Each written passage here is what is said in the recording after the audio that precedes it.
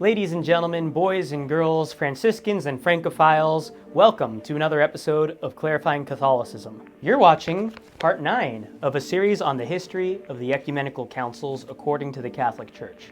Today, we are covering the Second Council of Nicea. Most of this information was gathered from Joseph Kelly's The Ecumenical Councils of the Catholic Church, a history. So if you want an in-depth dive into these topics, make sure to pick up a copy of his book. To see the rest of our episodes, check out our playlist in the description. Without further ado, on to the show.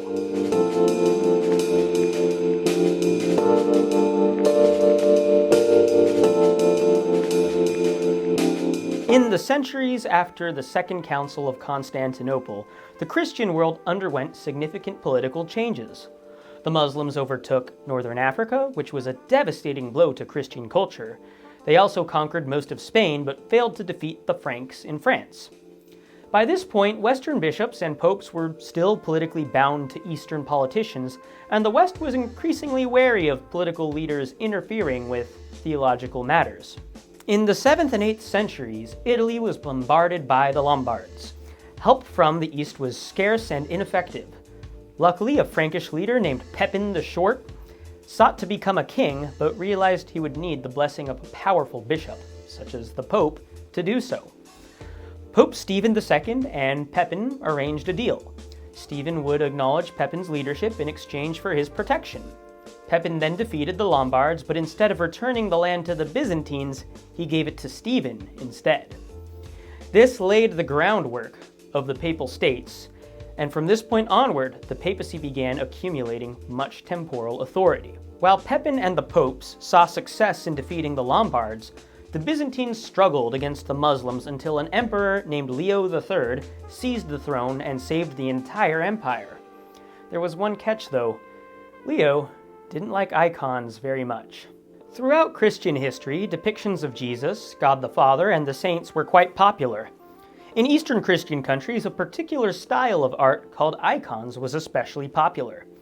The purpose of icons was not to literally portray God, but to help people encounter him through artistic representation. They were strictly symbols.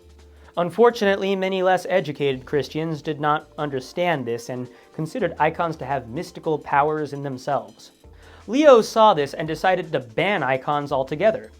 He declared icons to be idolatrous, which unfortunately resulted in the destruction of much sacred art. This anti-icon movement was called iconoclasm.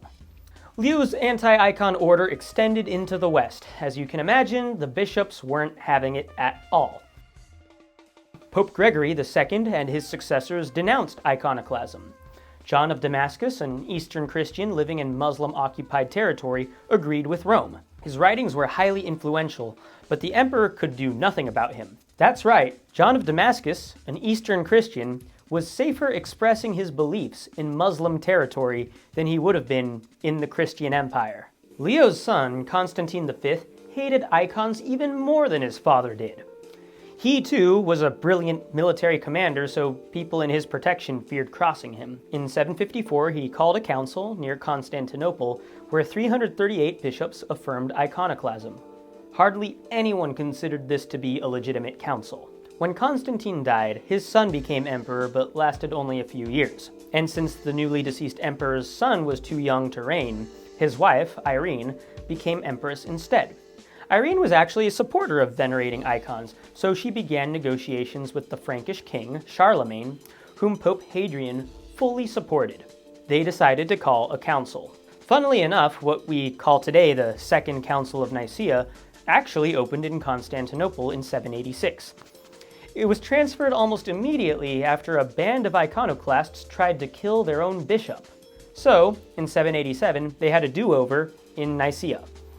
Of course, the Council Fathers approved of venerating icons, and the Latin translators did such a bad job that the text they presented the Pope for approval read as if it was pro-iconoclast.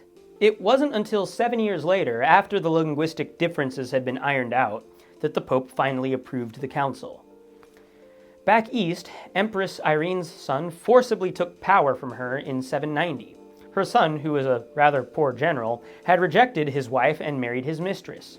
He was so unpopular that Irene retook power and had her own son blinded. He died a week later.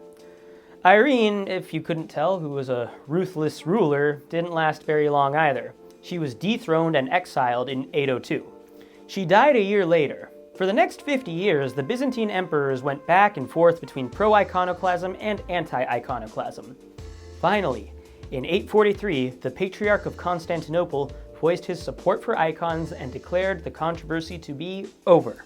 This is the last church council that both Orthodox and Catholic Christians consider as ecumenical.